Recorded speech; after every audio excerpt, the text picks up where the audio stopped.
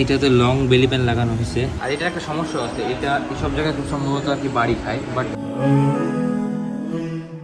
আসসালামু আলাইকুম, আশা করি সবাই ভালো আছেন। আর বাইকে আজকে আর যে বাইকে স্টিকার আসছি, ওখানে বাইকে স্টিকার করাবো। বাট এর আগে আমি বাইকের কিছু মডিফাই করছি অনেকগুলো, সেগুলো আপনাদেরকে এক এক করে দেখাই।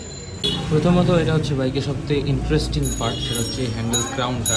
এটা R15M এরই ক্রাউন। অনেকে শপে গেলে এটাকে বলে যে এটা V3টা দেখায়, বলে যে V3টা লাগান, বাট এটা স্পেশালি R15M এর ইন্ডিয়ানটা।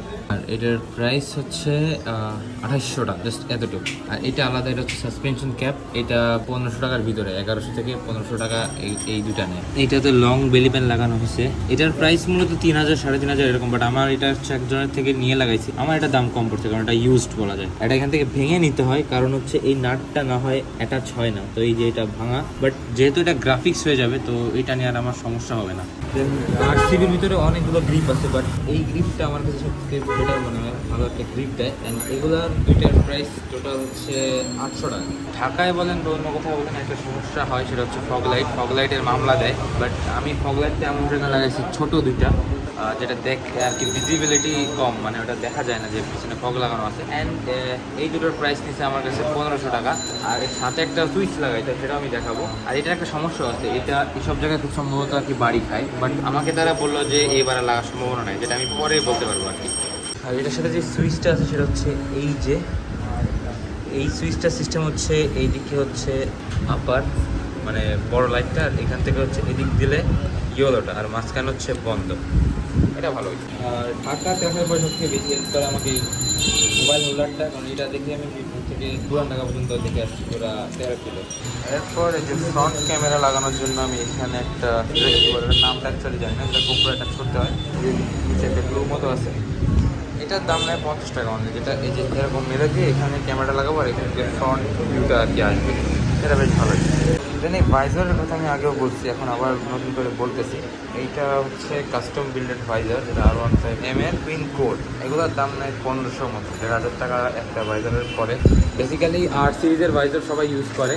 V3তে R সিরিজের ভাইজার ভালো লাগলো, V4-এ R সিরিজের ভাইজারগুলো লাগাইলে এখান থেকে অনেকটা চিকন, মানে এরকম একটা পাইপের মতো মনে হয়। বাট এটা বেশ হোয়াইট এবং স্পোর্টি।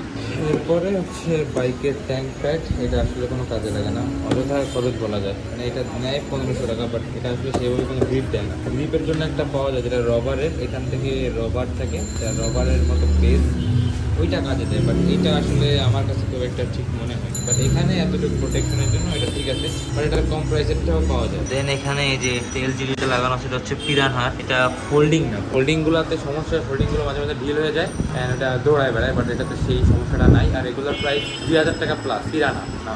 এটা হচ্ছে বেশ সুন্দর একটা ইন্ডিকেটর, ছোট বাট কাজে দেয়। আমি একবার জ্বালায় দেখাচ্ছি। হ্যাঁ, এই দুটার প্রাইস পরে 300-350 টাকা এর ভিতরে। আর ফ্রন্টে এইগুলো বেশ সুন্দর লাগে, কারণ এখানে বড়গুলো দেখতে কেমন লাগে। আর এগুলো দুইটার প্রাইস নেয় মোটামুটি 500 টাকার ভিতরে। তারপরে এখানে একটা মডিফাই করা আছে, হচ্ছে এই ক্যাপটা চেঞ্জ করা, তো এটা যেটা ব্ল্যাক থাকে। আর আমি এটা লাগাই নিচ্ছি R-এর, এটা নেয় 400 অথবা 500 টাকার ভিতরে। মানে আর একটা ক্যাপ এখানে লাগানো আছে, এটাও 400 থেকে 500 টাকার ভিতরে, যেটা হচ্ছে রেয়ার ব্রেকের যেই মাস্টার সিলিন্ডার সেটা। দেন রাস্তায় বেশিরভাগ মানুষ আমাকে এই জিনিসটা নিয়ে জিজ্ঞেস করে যে এটা কি। এটা আসলে বাম্পার বলতে পারেন বা ক্র্যাশ গার্ড বলতে পারেন, যেটা বাইককে খুব একটা প্রোটেক্ট করে না, বাট আই থিঙ্ক কিটগুলো প্রোটেক্ট করবে। বাট যে বড় রডের মতো যেগুলো ইউজ করা হয়, ওগুলো বাইকেরও ক্ষতি করে, বাইকের চ্যাসিস পেকে যায়। দেন নিজের পায়ে অনেক বড় আঘাত লাগে, যেগুলো আসলে ইউজ করা রিস্কি, অনেক রিস্কি। অ্যাকচুয়ালি আপনার বাইক যদি অ্যাক্সিডেন্ট করে, এই কিটের দাম যে খুব একটা বেশি তা না, কিন্তু যদি আপনার পাওয়া যায় তাহলে বুঝতেই পারছেন যে কী একটা অবস্থা হবে।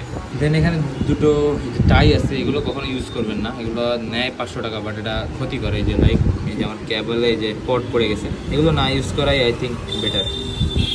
আর এখানে একটা সাইলেন্সার কভার আছে, যেটা ওয়েল ফিনিশড না, ফিনিশিংটা ফার্স্টের দিকে নেওয়া ছিল, তো এগুলো পরে 1500 টাকা। এখন তো দাম কম বেশি হতে পারে, বাট এটা ফিনিশিংটা ভালো না, দেখেন এটার মাফলার পর্যন্ত যায় নাই।